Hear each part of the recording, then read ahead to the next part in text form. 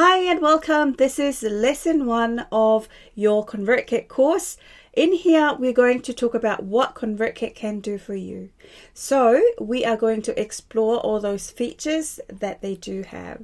So let's get straight into it. Now, before we do, I just wanted to make sure, before I also forget, that if you haven't yet joined ConvertKit or you're still considering, I kindly request that you join up through my affiliate link here, which is, I've created a very easy to remember link because the original one has some numbers and so forth.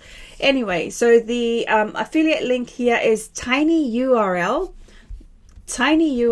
right here where I'm pointing, tinyurl.com/ConvertKit with Vanessa, that's with 2 S's, and it'll take you to the ConvertKit landing page where you can then sign up. So getting back to where we were, talking about what ConvertKit can do for you, let me bring up their home page in terms of the features they list there, because I know some of you may have heard of ConvertKit but did not have the time to even explore what they've got listed there. So let's go and have a look before we go into the platform itself to show you the insides. Right, okay, so here we go. So here on the features, they've listed that they can create beautiful responsive opt-in forms. So basically what that means is the opt-in forms is referring to those sign-up forms that you had in Mailchimp.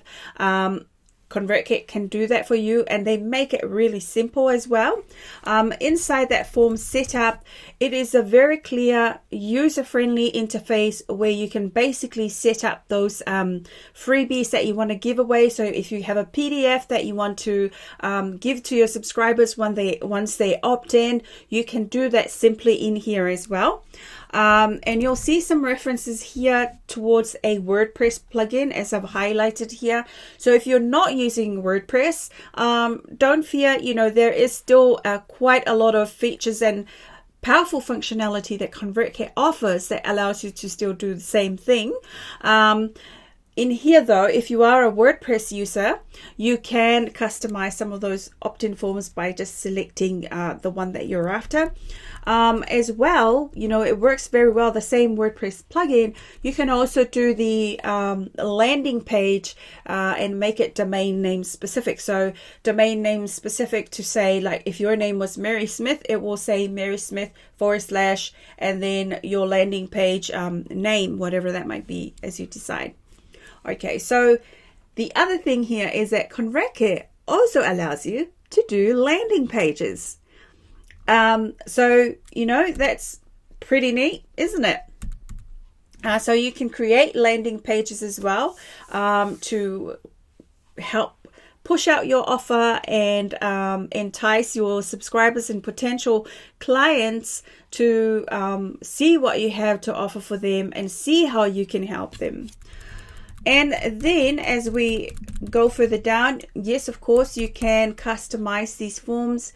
And there is a bit of, some of those features in the back end of the forms where you may need to do a bit of custom CSS, but don't let that scare you too much, because if you don't know coding and you're not really tech savvy, we do have a lot of great ConvertKit supporters inside the group that can help you. So even for me, if you join in the Systemize Your Business group, I will be able to help you out. So don't worry about that. Okay. And as you can see here as well, it says available on your domain, and that's talking about the landing pages that we mentioned. Now, as we go further down, this is one of the key attractive features of ConvertKit. It's the automation. So with your first plan that you do up, you can basically automate anything that you want. They've got all these amazing automation rules that you can set up and help you target your communications and target your messages according to how your subscribers are behaving with what you are pushing out, or if they opted into your offer number 1, they are going to be automated into this set of messages, and if they opted into your offer number 2, then they will be getting a different set of sequences of messages. So, it's just like as if you are targeting a 5-year-old, selling to a 5-year-old a Lego box or something like that, then they will get the sequence where it talks about how to build a, what's his name, Emmett from the Lego movie. I've got 4 boys, so it might show them some videos on how to do that. So there will be a sequence of emails showing them to do that. Now, if you were targeting a 14-year-old boy, and that might be a completely different product that you're selling. You might be selling to them all about the sportswear, Nike and all those sports brands. You might be talking about the new football shoes that are coming out, and the performance and how that's going to help them improve their game for the next season. So you can see the 2 different set of messages, but it's actually targeting according to how the 2 interests are coming in. So very powerful stuff here, where you can automate this and you don't really need to worry about, am I saying the right thing here, or am I saying, because it's all based on what your subscribers are interested in. All right, so as we go further down, of course, you've got your scheduling, and you can drag and drop things as well with the emails. So we'll talk a little bit more about those further down in our modules. And there are some pretty neat areas as well. You can do your broadcast. So broadcast basically is the equivalent of campaigns from Mailchimp. So think Mailchimp. We had Mailchimp campaigns, ConvertKit broadcasts, and then broadcast is the equivalent of campaigns.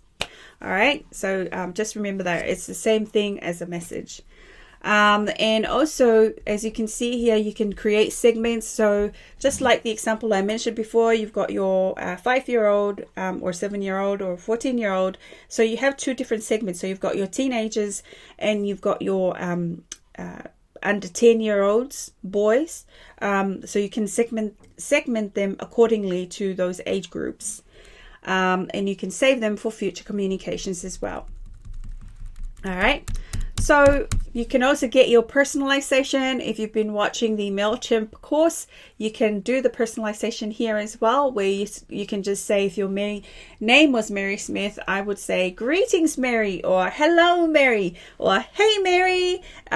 So all of that would be part of ConvertKit as well. And here it says as well, it looks great on mobile, so it is responsive. And today, a lot of people are checking in from their mobile phones, so it is a good thing. Now that we've had a look at what the ConvertKit team has put on their features page, I want to take you over to the inside of ConvertKit. So we are going to pop on over. Now, I left the top header there, so you can actually see when you first sign up, you are going to see something very similar. So I wanted to put that there so you can see that. You are basically going to set up before your account gets approved. But now I want to show you those little features that we were talking about, not getting into much because we are going to cover that in the navigating the interface. But as you mentioned, as you saw before in the automations, basically here on the automations, that's where you can go to create the different rules and things that you can do. And you can also do integrations, which with a variety of platforms already that ConvertKit has teamed up with. Here's your broadcasts, and you can do your sequences. You can look at your subscribers, and you can see, you can create tags here in your segments. So you might have a tag here for, the under 10s, and then you have another tag for teenagers, and so on and so on. Basically, the interface is very user friendly. It's very simple. If I click here on form, to create a form. You know, there's a button that will be here around creating a form, but I won't do that now because I want to be sure that I'm going to show you how to set up your account, which will be in one of our future lessons. And we better get on to doing that before I show you further what else is there. Okay, so I'll see you in